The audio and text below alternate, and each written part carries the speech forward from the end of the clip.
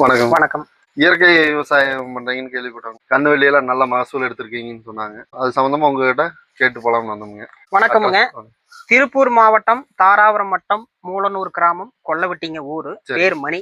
ஒரு 6, 7 வருஷமா இயற்கை வழி விவசாயத்துல தான் செய்யறோம்ங்க. இந்த வருஷம் 2, 3 வருஷமாவே கண்ணுவெளி கிழங்கு இயற்கை முறையில தான் செய்யறோம்ங்க. நாங்க செய்யறது மண்ணுயிர் கரைசல், சாண கரைசல், மோர் கரைசல், பல வகையான கரைசல் பயன்படுத்தி இயற்கை வழி செய்யறோம்ங்க. உங்களுக்கு எந்த வகையான கரைசல் தெரிஞ்சுக்கணும்னு நீங்க வந்தீங்க? நாங்க இப்ப மிளகா அடுத்து பயிர் பண்ண போறோம். அதுக்கு என்ன குடுக்கலாம்? அதாவதுங்க, எந்த விவசாயம் முதல்ல செய்யறதுக்கு முன்னாடி மண்ணை முதல்ல வளப்படுத்தணும். அதுக்கு உண்டான தண்ணி வசதி இருந்ததுன்னா பலதானிய விதைப்பு விதைச்சு உழவு ஓட்டி மக்க வைக்கலாம், ஒரு முறைங்க. சாணம், குப்பை, எருகெல்லாம் கிடைச்சதுன்னா அதை ஓட்டி மக்க வைக்கலாமுங்க, 2வது முறைங்க. இந்த முறையை அடி உரமா கழிவு பொருளை கொடுத்துட்டு எந்த முறையில விவசாயம் செய்யணுங்க. முதல் கான்செப்ட் அது புரிஞ்சுக்குங்க. நீங்க எப்படி செய்யறீங்கன்னு தெரியாது. அதனால இதெல்லாம் கழிவுகளை உள்ள 2 டன் 10 டன் குப்பைகளை அடிச்சுட்டுங்க, அதுக்கு மேல நம்ம கிட்ட இருக்கக்கூடிய மாடுகளை வச்சுங்க சாண கரைசலாகவோ மண்ணுயிர் கரைசலாகவோ செய்யலாமுங்க. மண்ணுயிர் கரைசல்னா வேற ஒண்ணுமே இல்லைங்க. மண்ணில் இருக்கிற நுண்ணுயிரையும் சாணியில் இருக்கிற நுண்ணுயிரையும் பெருக வச்சு கொடுக்குற முறை தானுங்க அது. அது ஆமா, மண்ணுயிர் கரைசல்ங்கிறது எளிமையான முறைங்க. இப்ப நிறைய பேர் ஜீவாமிர்தம், பஞ்சகவியம், அமிர்த கரைசல் நிறைய வந்துருச்சுங்க. ஆனா எல்லா கான்செப்டும் பாத்தீங்கன்னா நுண்ணுயிர் அடிப்படையாலத்த கரைசல் வருதுங்க. அதனால நம்ம ஒவ்வொரு பஞ்சகவியம்னா 5 வகையான பொருள் போடணுமுங்க. நெய், பால், தயிர், வெண்ணெய் எல்லா பகுதியிலும் கிடைக்கக்கூடிய வாய்ப்பு இல்லைங்க. ஏன்னா நெய்யெல்லாம் இன்னைக்கு 1000 ரூபாய்க்கு போயிருச்சுங்க. பஞ்சகவியத்துல இத்தனை பிரச்சனை இருக்குதுங்க. அந்த முறையில் நாங்க பயன்படுத்தினது சிரமமா இருக்குது. மண்ணுயிர் கரைசல் நாம கண்டுபிடிச்சதுங்க. அதுக்கு பாத்தீங்கன்னா 1 கிலோ மண்ணுங்க, 1 கிலோ சாணி இருந்தா போதுமானதுங்க. ஒரு 20 லிட்டர் கேன்லிங்க. அது வீடியோ போட்டிருக்கிறேன். மண்ணுயிர் கரைசல் பத்தி பின்னாடி விளக்கம் தரமுங்க. இப்போ நீங்க மிளகா காட்டுக்குன்னு கேட்டுக்கிறீங்க. எங்களோட கான்செப்ட் பாத்தீங்கன்னா மண்ணுயிர் கரைசல் முதல்ல தயார் பண்ணிக்கணுங்க. தயார் பண்ணுனா 28வது நாள் தாய் திரவம் நம்மளுக்கு கிடைக்கி. அதுல இருந்து 1 லிட்டர் எடுத்து 500 லிட்டரா இருந்தாலும் சரிங்க, 5000 லிட்டரா இருந்தாலும் சரிங்க, 1 லிட்டர் தான் தாய் திரவம். அதுக்கு உண்டான சர்க்கரை கொடுத்தோம்னா 3 நாள்ல ரெடி ஆயிருங்க. எல்லாம் 48 மணி நேரத்துல கரைசல் ரெடி ஆயிருங்க. நீங்க 5 நாள் கழிச்சு காட்டுக்கு எல்லாமே விட்டுக்கலாமுங்க. இப்போ அந்த மண்ணுயிர் கரைசலையே பயன்படுத்தி நுண்ணூட்ட கலவையாகவும் தயாரிக்கலாமுங்க, பூச்சி விரட்டியா பயன்படுத்தலாம், மீன் அமிலமாகவும் கரைக்கக்கூடிய தன்மை இருக்குதுங்க, பூச்சி விரட்டியாகவும் பயன்படுத்தலாமுங்க. நாங்க பயன்படுத்துற முறை அதே தானுங்க. இப்போ நுண்ணோட்ட கலவை அப்படின்னா அனைத்து வகையான இலை களைகளுங்க அந்த மண்ணுயிர் கரைசல்ல ஊற வச்சு மேலே ஸ்ப்ரே பண்ணிட்டோம்னா அப்படியும் பண்ணலாமுங்க. நில வழியா கொடுக்கும் போதும் ஏக்கருக்கு 200 லிட்டர் முதல் முன்னோட்டத்துக்குங்க. பூச்சி விரட்டியான இலைகள் ஆடு மாடு திங்காத இலைகள், எருக்கு, நொச்சி, ஊமத்தை, ஆடாதொடை, ஆடு தீண்டாப்பாலை, எருக்கு, இந்த மாதிரி திங்காத கூடிய இலைகளை அதுல ஊற வச்சு ஸ்ப்ரே பண்ணலாமுங்க. நுண்ணூட்டம்னா இப்போ புளி இலை, சாப்பிடக்கூடிய வாழைப்பழம், அதுக்கு உண்டான பல வகைகள் அனைத்தும் போடலாமுங்க. அதில் அப்படி சேர்த்தும் போது நுண்ணோட்ட கலவையாக பயன்படுத்துதுங்க. மோர் கரைசல் பயன்படுத்தும் போதுங்க அந்த மோரோட இந்த மண்ணுயிர் கரைசல் 1 லிட்டர் ஆட் பண்ணிங்க, அதுக்குண்டான வேப்பிலைங்க, எருக்கு, நொச்சி, மஞ்சத்தூள், பெருங்காயத்தூள் இதெல்லாம் ஆட் பண்ணிங்க 1 வாரம் கழிச்சு ஸ்ப்ரே பண்ணிங்கன்னா பூ அபரிமிதமான பூ எடுக்குங்க.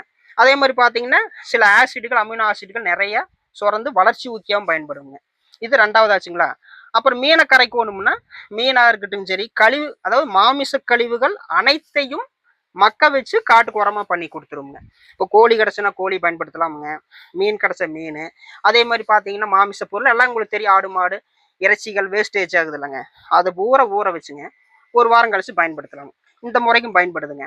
இப்போ நம்ம கிட்ட குப்பை இருக்கு, இப்போ சாணி குப்பை இருக்கு, அதையுமே மக்க வச்சுங்க ஸ்ப்ரே பண்ணிட்டீங்கன்னா மக்க வச்சு காட்டுக்கு எருவாகவும் பயன்படுத்திக்கலாமுங்க.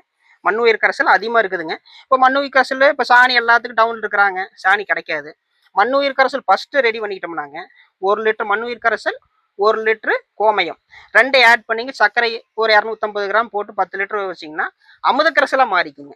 இப்போ சாணத்தில் இருக்கிற நுண்ணுயிர், மண்ணில் இருக்கிற நுண்ணுயிர், கோமயம் ப்ளஸ் நாட்டு வெல்லம், அப்போ ஜீவாமிரதமும் பயன்படுத்தலாம், அமுத கரைசலாகவும் பயன்படுத்தலாம். அதோட நீங்க மோர் ஆட் பண்ணிக்கிட்டீங்கன்னா, மோர் நெய் ஆட் பண்ணிக்கிட்டீங்கன்னா பஞ்சகவியமாகவும் பயன்படுத்தலாம். இப்போ நிறைய முறையில குறு பஞ்சகவியம் வருதுங்க, பஞ்சகவியம் மேம்படுத்தப்பட்ட பஞ்சகவியம் வருது, மேம்படுத்தப்பட்ட அமுத கரைசல்னு சொல்றாங்க. எல்லா கான்செப்டுக்கும் மண்ணில் இருக்கிற நுண்ணுயிர், சாணியில் இருக்கிற நுண்ணுயிர் தான் கான்செப்டுங்க.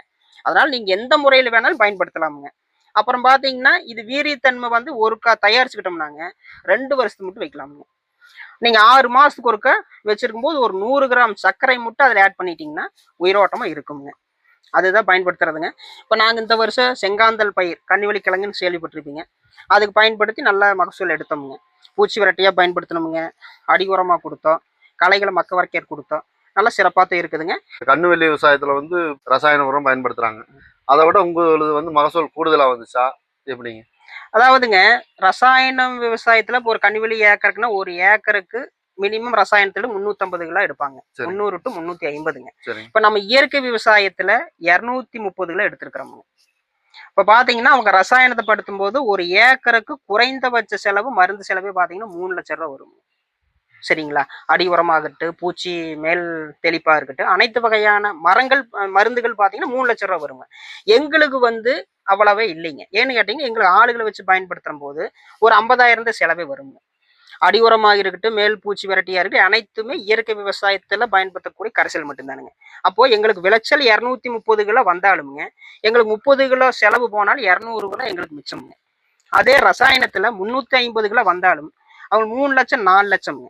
அதுவும் இல்லாம ஆளுகளுடைய செலவும் இருக்குங்க. அப்ப பாத்தீங்கன்னா பகுதி செலவு ரசாயனத்துக்கும் கூலிக்கும் போயிருங்க. அப்புறம் வந்துங்க, இப்ப இயற்கை விவசாயத்துல பாத்தீங்கன்னா கிழங்கோட தன்மை மாறாதுங்க. இப்போ நீங்க ரசாயனத்துல பயன்படுத்தி கீழே அடி உரமா கொடுத்த கிழங்குல எடுத்து பாத்தீங்கன்னா கிழங்கு எடுத்து மருந்தில் நினைச்சு வச்சாத்த கெடாம இருக்குங்க. இப்ப எங்க கிழங்குல பாத்தீங்கன்னா இப்ப எடுத்து 20 நாளைக்கு மேல ஆயிருச்சுங்க. அதை நீங்க காமிக்கல பாக்குறோம்ங்க. இப்போ எந்த இடுபொருளும் நிலைக்கணுங்கிற அவசியம் இல்லைங்க. அதோட தடிமண் கெட்டித்தன்மை பரிபூர்ணமா இருக்குங்க. எந்த கெட்ட பூஞ்சான தன்மையோ எந்த பிரச்சனையும் வராதுங்க. ரசாயனத்தை பயன்படுத்தினா மருந்து நிலச்சுதான் கிழங்கு பாதுகாப்பே பண்ணணுங்க. ரெண்டாவது நடவு பண்ணும் போதும் ரசாயனத்தை நிலச்சுதான் பயன்படுத்தணுங்க. ஆனா இயற்கையில் நாங்க கொடுக்கக்கூடிய இடுபொருள் நிலைங்க ரசாயனம்ங்கிறது பயன்படுத்தணுங்கிற அவசியம் இல்லைங்க. அப்புறம் வந்துங்க, ரசாயனத்துல நீங்க கிழங்கு நிலச்சு வைக்காம விட்டாலும் கிழங்கு அப்படியே மஞ்சள் கலர் இத்து போயிரும், தண்ணியை வடிஞ்சிரும். எங்களுது வராதுங்க. ஏன்னா எங்களது இயற்கைன்னு இருக்கனால பூஞ்சான பிரச்சனையோ கிழங்கு பிரச்சனையோ எதுவும் இருக்காதுங்க. அதனால இயற்கையில சிறப்பா வருதுங்க. நாங்க பயன்படுத்துற முறை அதுதானுங்க. செங்காந்தல் மலர் எல்லாமே பாத்தீங்கன்னா ஃபங்கல் பூஞ்சை தொற்றுக்கள் அதிகமான பயிர் தாக்குங்க. அதுல வந்து பாத்தீங்கன்னா அடிக்கடி ஒவ்வொரு மருந்துகள் ரசாயனத்துல விலை ஏறிக்கிட்டு தான் இருக்குதுங்க. இந்த ட்ரிப்பு உர தட்டுப்பாடுனால விலை ஏற்றம் ஆயிருச்சுங்க. அப்ப அதுக்கு ஒரு மாற்று அப்படின்னா அனைத்து விவசாயிகளும் இயற்கை இடுபொருள் பயன்படுத்தும் போது உரச்செலவுகளை குறைக்கலாமுங்க. அதனால அனைவருமே இயற்கைக்கு மாறும் போதுங்க நஞ்சில்லாத உணவு கொடுக்குறோமுங்க. நஞ்சில்லா கிழங்கு உற்பத்தி பண்றோம், மண்ணை கெடுக்கிறது இல்லைங்க. அனைத்து வகையான நன்மை மண்ணுக்கு உண்டுங்க. அப்புறம் பாத்தீங்கன்னா மருத்துவ பொருளுக்கு போகக்கூடிய பொருளுங்க செங்காந்தல் மலரோட விதைங்க. அப்போ நம்ம இயற்கையை செய்யும் போது அந்த சத்துக்களுடைய அபரிமிதமான சத்துக்கள் இருக்குங்க.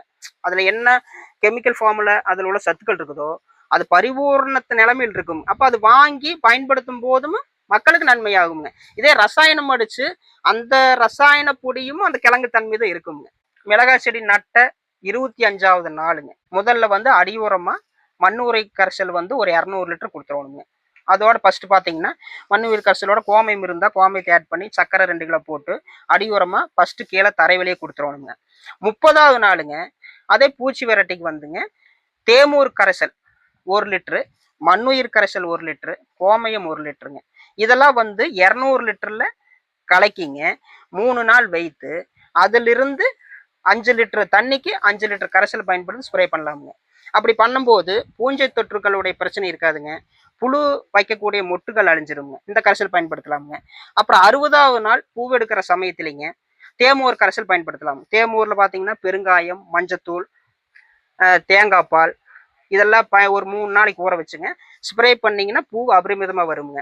அதுல இருந்து ஒரு 75-80 நாள்ல காய் பெருக்கத்துக்குங்க என்ன பண்ணோம், அடி உரமா அடியில கரைசலுங்க மண்ணுயிர் கரைசலோட சாணம் மூத்திரம் கடலை புண்ணாக்குங்க 200 லிட்டர் தண்ணிக்கு 3 கிலோ கடலை புண்ணாக்கு ஊற வச்சுங்க 5 நாள் கழிச்சு மண்ணுல விட்டுட்டீங்கன்னா அபரிமிதமான காய் பெருக்கமாகுங்க, திரட்சிகள் சிறப்பா வருங்க. கடைசியா 90வது நாளுங்க அதே மண்ணுயிர் கரைசலோட கடலை புண்ணாக்கு, தேங்காய் புண்ணாக்கு, கொட்டமுத்து புண்ணாக்கு இதெல்லாம் ஊற வச்சுங்க 1 வாரம் கழிச்சு மண்ணில் விட்டுட்டீங்கன்னா சிறப்பான வளர்ச்சி வருங்க. பூச்சி விரட்டிக்கு நீங்க இடையில 15 நாளைக்கு ஒருக்கா எருக்கலைங்க, சோத்து கத்தாழை, ஆடாதொடை இதெல்லாம் ஊற வச்சு அடிச்சிங்கனாலே போதுமானதுங்க. புழு அதிகமா வருது அப்படிங்கிற பட்சத்துலீங்க இப்போ நுண்ணுயிர் கரைசல்ல போறீங்கன்னா பிவேரியா பேசியானா பீட்டின்னு சொல்லக்கூடிய பேசிலஸ் துரிஞ்சியன்சிஸ் 1 லிட்டருக்கு 150 மில்லிங்க, 10 லிட்டர் டேங்குக்கு 150 மில்லி இது 150 பிடி 150 மில்லி, பிவேரியா பேசியான 150 மில்லி. மாலை நேரத்துல ஸ்ப்ரே பண்ணிட்டீங்கன்னா காய்ப்புழு தண்டுப்புழு ஒரு பிரச்சனை வராதுங்க. இப்போ மிளகா செடியில இலைப்பேன் வைரஸ் இப்படிங்கிற ஒரு பிரச்சனை வருது இல்லைங்க, அதுக்கு முன்னாடியே வந்துங்க 20 நாள்ல பேசிலஸ் சப்டிலஸ் அப்படிங்கிற ஒரு நுண்ணுயிருங்க, சூடோமோனாஸ் ரெண்டுமே டேங்குக்கு 150 மில்லிங்க அடிச்சிட்டிங்கன்னா சாறு உறிஞ்சும் பிரச்சனைகள் வராதுங்க. இது ஒரு கலவைங்க. அடுத்தது 30ஆவது நாள் அடிக்கும் போது சூடோமோனாஸ் லக்கானி இது 100 மில்லிங்க ஆட் பண்ணி ஸ்ப்ரே பண்ணிட்டீங்கன்னா சாறு உறிஞ்சும் பிரச்சனைகள் வராமல் இருந்தாலே வைரஸ் பாதிக்காதுங்க. மிளகா காட்டு சிறப்பாக இருக்கும். அதே மாதிரி தக்காளிக்குமே வைரஸ் தாக்குதல் வருமுங்க. இதே முறை தானுங்க. அதில் என்ன அப்படின்னா பல பிரச்சனை வரும்போதுங்க பேசிலோமைசிஸ் அப்படிங்கிற நுண்ணுயிர் ஏக்கருக்கு 200 லிட்டர் தண்ணியில் 1 லிட்டர் கலந்து தரைவெளியில் கொடுக்கணுங்க தக்காளிக்கு. அதை கொடுத்தீங்க வேரழுகள் தண்டல்கள் வராதுங்க. அந்த முறையை நீங்கள் பயன்படுத்தினீங்கன்னா சிறப்பாக வருங்க. அப்புறம் பூச்சி விரட்டிக்கு இன்னொன்றுங்க சோத்து கத்தாழைங்க, புகையிலை கோமயத்தில் ஒரு 20 லிட்டர் கேன் தண்ணி ஒரு பானை எடுத்துக்கணுங்க. 20 லிட்டர் கோமயமுங்க, 2 கிலோ புகையிலை, 2 கிலோ சோத்து கத்தாழை, 2 கிலோ ஆடாதொடை இதெல்லாம் போட்டு நல்லா கொதிக்க வச்சுங்க ஆற வச்சு ஸ்ப்ரே பண்ணிங்கன்னா சிறப்பான வளர்ச்சி வருங்க. பூச்சி விரட்டிக்கு அதுதான் நாங்கள் செய்கிறது. இப்போ நிறைய ட்ரம் எல்லாம் வச்சிருக்கீங்க, இதுல என்னென்ன கரைசல் இருக்கு கொஞ்சம் விளக்கமா சொல்லுங்க. இப்போ இதில் பார்த்தீங்கன்னா அனைத்து வகையான ட்ரம்மில் அனைத்து வகையான கரைசல் இருக்குதுங்க. தொல்லுயிர் கரைசலுங்கிறது ஒரு ட்ரம்லிங்க, இஎம் தொழில்நுட்பங்கிறது ஒரு கரைசலுங்க. அப்புறம் வந்து தொல்லுயிர் தான் மெயினான கான்செப்டுங்க, அதாவது நுண்ணுயிருக்கான உணவுங்க, அதாவது நுண்ணுயிர் வச்ச நுண்ணுயிருக்கான உணவுங்க கான்செப்டுங்கிற தொல்லுயிர் கரைசல். அது அனைத்து வகையான மக்களுக்கு தெரியுங்க. அதாவது சாணையில் இருக்கக்கூடிய நுண்ணுயிரை காற்று சூழல் இல்லாத நிலையில வளருங்க. அந்த வளர்ச்சியை எடுத்துங்க காற்றில் இருக்கக்கூடிய நுண்ணுயிருக்கு உணவா மாற்றக்கூடிய தொழில்நுட்பமுங்க. அது வந்து நம்மளுக்கு அறிமுகம் செய்தவர் சுந்தர்ராம் ஐயர்னு சொல்லி நிறைய வீடியோல யூடியூப்ல பார்த்துருப்பீங்க. அவங்க மூலியமா தான் நாங்க தொல்லுயிர் கரைசலை கத்துக்கிட்டோம்ங்க. இந்த 50 லிட்டர் ட்ரம்லிங்க அந்த கரைசல் இருக்குதுங்க, இதுல இருக்குதுங்க. இது வந்து பாத்தீங்கன்னா நான் அவரை நேரும் அறிமுகம் இல்லைங்க, யூடியூப்ல பார்த்தது தானுங்க. அவர் நான் வந்து மானசீக குருவாக ஏத்துக்கிட்டதுனால, ஏன்னா அவரு தொழில்நுட்பம் சிறப்பான முறையில சொல்லி கொடுக்கக்கூடிய ஆளுங்க. தொல்லுயிர் கரைசல், அமுத கரைசல், பஞ்சகவியம், பூச்சி விரட்டி, இப்ப வந்து நிறைய கரைசலை கண்டுபிடிச்சாருங்க. தொல்லுயிர் கரைசல்ல வந்து என்னென்ன கலவை இருக்குது? அதாவதுங்க தொல்லுயிர் கரைசல் செய்யறதுக்கு 50 லிட்டர் கேனுங்க, 5 கிலோ பசுமாட்டு சாணி, 50 லிட்டர் தண்ணியில கரைச்சுங்க, அதோட வந்து கடுக்காய் தூள் 50, அதிமதுரம் 2.5 கிராம், நாட்டு சர்க்கரை 3/4 கிலோ, இது எல்லாம் கரைச்சுங்க ஒரு 50 லிட்டர் ட்ரம்ல போட்டு டைட்டா ஏர் டைட்டா மூடி வச்சிடணுங்க. இந்த கரைசல் 10 நாள் அப்படியே இருக்கணுங்க. ஏர் டைட்டு 3ஆவது நாள் கேஸ் ஃபார்ம் ஆகுங்க. அப்போ அந்த மூடியை லூஸ் பண்ணி விடணுங்க. லூஸ் பண்ணினா ட்ரம் வெடிச்சிடும், மீத்தேன் கேஸ் உற்பத்தியாக வெடிச்சிருங்க. 10 நாள் முடிஞ்சொன்னைங்க 11ஆவது நாள் ஒரு ஏக்கருக்கு அந்த 50 லிட்டர் கரைசல் அப்படியே நீர்வழி பாசனமா கொடுக்கும்போது மண்ணில் இருக்கிற நுண்ணுயிருக்கு அது உணவாக மாறி சிறப்பான விளைச்சல் கொடுக்குங்க. அதே கரைசலை தொல்லுயிர் கரைசல் 1 லிட்டர் 9 லிட்டர் தண்ணி கலந்து மேலே ஸ்ப்ரே பண்ணிங்கன்னா இலைப்பெருக்கம் அதிகமாக வருங்க. அப்போ இலைப்பெருக்கம் அதிகமாக வரும்போது சூரிய ஒளியில் இருக்கக்கூடிய சத்துக்கள் இருக்கக்கூடிய தன்மை அதிகமாக இருக்குங்க, விளைச்சல் அமோகமாக இருக்குங்க. அது ஒன்றுங்க. அந்த தொல்லுயிர் கரைசலோடங்க எந்த நுண்ணுயிர் கலவையை ஆட் பண்ணிங்கனாலும் பல மடங்காக பெருக்கக்கூடிய தன்மை அந்த தொல்லுயிர் கரைசலுக்கு இருக்குதுங்க. இப்போ ஃபர்ஸ்ட் விவசாயத்துக்கு உள்ள வராங்க, எங்கிட்ட நாட்டு மாட்டு சாணி இல்லை, குப்பை இல்லை அப்படிங்கிற என்ன பண்றதுன்னா தொல்லுயிர் கரைசலை ஒரு கரைசல் பயன்படுத்திக்கிட்டாங்கன்னாங்க ஒரு ஏக்கருக்கு ஒரு 3 மாசத்து வெள்ளாமை வைங்க, ஒரு 10 ட்ரம் கரைசலை நிலத்துல விட்டாலே சிறப்பான வெள்ளாமை எடுக்கலாமுங்க. அந்த அளவுக்கு சத்துக்கள் இருக்குதுங்க. இஎம் தொழில்நுட்பம் வந்து நம்ம நீ கேள்விப்பட்டிருப்பீங்க உதயகுமார் ஐயான்னு சொல்லி, அவர்கிட்ட தொழில்நுட்பத்தை வீடியோவில் பார்த்து கற்றுக்கிட்டோமுங்க. பாரம்பரிய அரிசி 1 கிலோங்க, அதை வந்து 2.5 லிட்டர் தண்ணியில் ஒரு 4 மணி நேரம் ஊற வைக்கணுங்க. ஊற வச்சு அந்த தண்ணி எடுத்துங்க, அதில் வந்து 2 லிட்டர் நாட்டு பசுமாட்டு பால் ஆட் பண்ணும். இப்போ 2 லிட்டர் தண்ணி கிடைக்குதுன்னா 2 லிட்டர் நாட்டு பசுமாட்டு பால் கலக்கிங்க ஒரு ஏர் டைட்டாக இருட்டான அறையில் மூடி வச்சிடணுங்க. அது 3 நாளைக்கு திறந்து பார்க்கக்கூடாதுங்க. 4ஆவது நாள் பார்த்தீங்கன்னா மேலே தயிர் பிறஞ்சு வர மாதிரி ஒரு ஏடு வந்திருக்குங்க. அதை எடுத்து அப்புறப்படுத்திட்டு அது வெயிட் போட்டிங்கன்னா ஒரு 4 கிலோ வெயிட் இருக்குங்க. அந்த 4 கிலோ வெயிட்டுக்கு ஈக்குவலான நாட்டு சர்க்கரை கலந்துங்க மறுபடியும் 5 நாள் வச்சிடணுமுங்க. ஒரு நாள் 3 நாள் முடிச்சு 4ஆவது நாள் 5 நாளைக்கு வச்சிடறோம்ல, ஒவ்வொரு நாளும் திறந்து மூடணுங்க. அவ்வளோதான். 8ஆவது நாள் தாய் திரவம் ரெடி ஆயிருங்க. அந்த தாய் திரவம் இந்த ட்ரம்குள்ள வச்சிருக்கிறோங்க, அதை பார்க்கலாம். இது வந்து சூரிய ஒளி படக்கூடாதுங்க தாய் திரவம் வச்சிருக்கிறதுனால. இத வந்து இஎம் தொழில்நுட்பத்தை பயன்படுத்தி சரி பூச்சி விரட்டிக்கு பயன்படுத்தினது EM5 இது. 5 இது இஎம் தாய் திரவம். தாய் திரவம் இத போட்டுங்க. இப்ப 2 வருஷம் ஆச்சுங்க நான் தாய் திரவம் போட்டு பாருங்க. மோந்து பாருங்க என்ன பல வாசம் எப்படி இருக்குன்னு பாத்துக்கலாம். பல வாசம் வரும். பல நாட்டு சக்கரை வாசம். ஆமா பல வருங்க. பஞ்சாமிரத வாசம் வரும். பழமெல்லாம் பழைய பழங்களை இது பண்ணி வச்சு பஞ்சாமிரத வாசம் வருங்க. இது வந்து இந்த தாய் திரவம் வந்து இப்ப எனக்கு இன்னும் 3 லிட்டர் இருக்குதுங்க. 1 கிலோ பச்சரிசியில போட்டதானுங்க. 3 லிட்டர் இருக்குது. எனக்கு இந்த போகத்துக்கு இது போதுமானது. போதும். இதை எப்படி மல்டிப்ளை பண்றது நான் காமிக்கிறேங்க. சரி எடுத்து பாருங்க. நீங்க இதை டேஸ்டே பண்ணி பார்க்கலாம். இது வந்துங்க நம்ம நாங்களே இது வந்து பாரம்பரிய அரிசியில் எடுக்கிறதுனால உணவாகவும் பயன்படுத்தலாம். வேற எதுவும் இல்லை. இதை வந்து நம்ம சுவைக்கலாம். ஒண்ணும் பண்ணாதுங்க. இது தாய் திரவமா இப்ப இருட்டான அறையில வச்சிடறோம். இந்த இஎம் தாய் திரவத்தை மல்டிப்ளை பண்ணி அதுல இருந்து EM5 தயாரிச்சதுங்க. இதுல வந்து பாத்தீங்கன்னா EM2 1 லிட்டர், நாட்டு சர்க்கரை 2 கிலோ, பிராந்தின்னு சொல்றோம்லங்க மது கடையில பிராந்திங்க 750 ml. சரி இதுல உள்ள கலைக்கு ஆட் பண்ணி வச்சிருக்காங்க 750 ml. ஆமா 5 லிட்டருக்குங்க 750 பிராந்தி 2 கிலோ நாட்டு சர்க்கரை. இதுக்கு வெறும் 100 ml EM இருந்தால் போதுமானது. இது வந்து பூச்சி விரட்டிக்குங்க. இதுல இருந்துங்க 500 லிட்டர் தண்ணிக்கு 1/2 லிட்டர் ஆட் பண்ணி மேல ஸ்ப்ரே பண்ணீங்கன்னா அனைத்து வகையான பூச்சிகளை கண்ட்ரோல் பண்ணுங்க.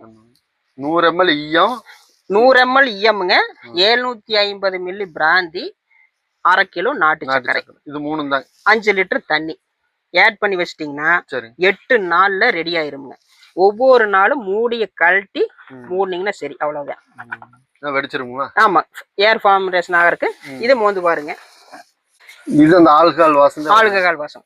இதுல உன்ன வீரியப்படுத்துறதுக்குங்க சீடர் வினிகர், இயற்கை சீடர் வினிகர் கேள்விப்பட்டிருப்பீங்க. ஆப்பிள் இருக்கு, நிறைய வகையான இருக்கு. நாங்க என்ன பண்ணி வச்சிருக்கிறோம் இதோடங்க 100 ml நீங்க அந்த வினிகரை சேர்த்திக்கிட்டீங்கன்னா உன்ன பூ பெருக்கு அதிகமா இருக்குங்க. நாங்க இதுல என்ன பண்ணிருக்கோம்ங்க, வாழைப்பழத்துல போட்ட வினிகரை இதுல ஆட் பண்ணிருக்கிறோம். வாழைப்பழத்துலதான் இல்லைங்க, அனைத்து வகையான இலைகள்லயும் பயன்படுத்தலாமுங்க. இப்ப முருங்கைக்காய் ஒவ்வொரு எங்க ஏரியா முருங்கைக்கு 300 ஃபேமஸுங்க. அப்ப முருங்கைக்காயில வேஸ்டேஜ் ஆனது முத்துனதுலாம் இருந்ததுன்னு வைங்க, ஒரு 50 கிலோ முருங்கையை வெட்டிங்க 50 லிட்டர் கேனுக்குள்ள போட்டு சர்க்கரை ஒரு 15 கிலோங்க அது உள்ள போட்டுங்க 30 லிட்டர் தண்ணி ஊற்றி வச்சிட்டோம்னு வைங்க, ஒரு 30-40 நாள்ல வினிகர் ஆட்டோமேட்டிக்கா ரெடி ஆயிருங்க. அதுல இருந்து நீங்க அதுல 1/2 லிட்டர் ஆட் பண்ணலாம். சிறப்பா இருக்குங்க. பயன்படுத்த முடிஞ்சவங்க வினிகர் ஆட் பண்ணி பயன்படுத்தலாமுங்க. முடியாதவங்க நாட்டு சர்க்கரை, ஆல்கஹால், EM இந்த 3 பேஸ் பயன்படுத்தி பூச்சி விரட்டிங் அனைத்து வகையான பூச்சிகளுடைய முட்டைகளையும் புழுக்களையும் அழிக்கக்கூடிய தன்மை இதுக்கு இருக்கு. ஆனா வந்து 500 லிட்டர் தண்ணிக்கு 500 ml தானுங்க. 500 ml தான். அதுக்கு மேல ஆட் பண்ணீங்கன்னா செடி கறி போயிருங்க. அந்த அளவுக்கு வீரியுங்க. அதனால ஒரு லிட்டருக்கு 1 ml. இப்போ 10 லிட்டர் தண்ணினா 10 ml தான். 10 ml போதும். சிறப்பான EM தொழில்நுட்பம், அருமையான தொழில்நுட்பம்ங்க. வளர்ச்சி சிறப்பு வளர்ச்சிக்கு வந்துங்க. இப்ப நம்ம இதுல ஆல்கஹால் மிக்சிங் பண்றதுனால தரையில கொடுக்கறதுக்கு பொருளாதாரம் எச்ச ஆகுங்க. அதனால என்ன பண்றீங்கன்னா EM 1 லிட்டர் 500 லிட்டர் ஆட் பண்றோமுங்க. 2 கிலோ சர்க்கரை போட்டு 4 நாள் கழிச்சு அது மண்ணில் கொடுத்துடலாம். நீர்வழி பாசனமா கொடுத்துடலாம். பூச்சி வெரைட்டிக்கு அப்படிங்கும் போது 1/2 லிட்டர் தானுங்க. ஏன்னா எல்லாம் விவசாயிகள் ஒவ்வொன்றிலையும் காஸ்ட் அதிகமா போகுதுலங்க. அதனால ஆல்கஹால் மிக்சிங் இருக்குதுங்க. பூச்சி வெரைட்டிக்கா பயன்படுத்தலாம். தரைவழி திறப்பும்னா EM2ல 1 லிட்டர் 2 கிலோ நாட்டு சர்க்கரை 500 லிட்டர் தண்ணியில கலக்கி அப்படியே காட்டு கொடுக்கலாம் 3 நாள் கழிச்சு. அந்த தொழில்நுட்பங்க நாங்க பயன்படுத்துறோம். அப்ப பயன்படுத்த முடிஞ்ச அளவுக்கு இது முடிஞ்ச அளவுக்கு இருட்டான நிறையில் இருக்கும்போது வீரியம் குறையாதுங்க. இப்ப EM2வை எப்படி பெருக்க வச்சிருக்கிறோம்ங்கிறது அந்த ட்ரம்ல பாக்குறோம். EM2 50 லிட்டர் கேனுங்க, தாய் திரவம் 1 லிட்டர், 5 கிலோ நாட்டு சர்க்கரை போட்டுங்க 40 லிட்டர் தண்ணி ஊத்தி இந்த டைட்டா மூடி வச்சிட்டீங்கன்னா 1 வாரத்துல ரெடி ஆயிருங்க. 1 லிட்டர் EMங்க. இது உள்ள எப்படி இருக்குதுன்னு காமிக்கிறோம். எவ்வளவு ஃபார்மேஷன் ஆகி வந்துருங்க பாருங்க. அது மோந்து பாருங்க என்ன இதுல இருக்கு. அது நுண்ணுயிர் பெருக்கம் எந்த அளவுக்கு மேல வெள்ளை எடை இருக்குதுன்னு பாத்துக்கோங்க. அந்த வாசனை அதே வாசனை இங்க இருக்குது. அப்ப வந்துங்க 1 லிட்டர் இப்ப 40 லிட்டரா மாத்தியாச்சு. 40 லிட்டர் மாத்திடும். இப்ப வந்து பாத்தீங்கன்னா பாருங்க, இந்த வெள்ளை ஃபார்மேஷன் போல அனைத்தும் நுண்ணுயிர் தான். இது லாக்டோபேசிலஸ், ஈஸ்ட் வகையான 6 வகையான நுண்ணுயிர் சிறப்பா இருக்குதுங்க. அப்போ இது மண்ணுக்கு கொடுக்கும் போதுங்க, மண்ணில் இருக்கிற நுண்ணுயிருக்கு புத்துணர்ச்சி கொடுக்கற மாதிரி அதிகமா பெருக்க வைக்குங்க. இப்ப ஈயம் கொடுக்க கொடுக்க மண்புழுக்களுடைய தன்மை அதிகமாகுங்க. நீங்க காட்டுக்கு 15 நாளைக்கு ஒரு முறை 1 லிட்டர் ஈயம் 500 லிட்டர் தண்ணியில கலந்து நீங்க தரை வழியா கொடுத்துக்கிட்டே இருந்தீங்கன்னா மண்புழுக்களோட எண்ணிக்கை சிறப்பா வரும். நீங்க பூச்சி விரட்டியா பண்ணும்போது EM 5 750 மில்லி பிராண்டி கலக்குறோம். சின்ன தூசு மாதிரி இருக்குதுங்க. இந்த வெள்ளை படிஞ்சம் இருக்குது பாருங்க, இது பூரா நுண்ணுயிருங்க. சொட்டு நீர்ல கொடுக்கும்போது இதெல்லாம் அடைக்காது. இது பூரா நுண்ணுயிருங்க. இது தண்ணியில மல்டிப்ளை ஆகும் போதுங்க இந்த வெள்ளையில் படிமானம் நீங்க பெருக்கமாயிரும். அடைக்காதுங்களா? அடைக்காது. அப்படியே கொடுக்கலாம் EM. அதே மாதிரிங்க EM வந்து கால்நடைகளுக்கும் பயன்படுத்தலாம். கால்நடைகளுக்கு ஒரு மாட்டுக்கு ஒரு 10 ml தண்ணி, ஒரு 40 லிட்டர் தண்ணி மாடு குடிக்குதுன்னு வைங்க, அதுல 10 ml. கோழிகளுக்கு தவிட்டுல பிணைஞ்சு வச்சீங்கன்னா நோய் எதிர்ப்பு சக்தியோட வருங்க.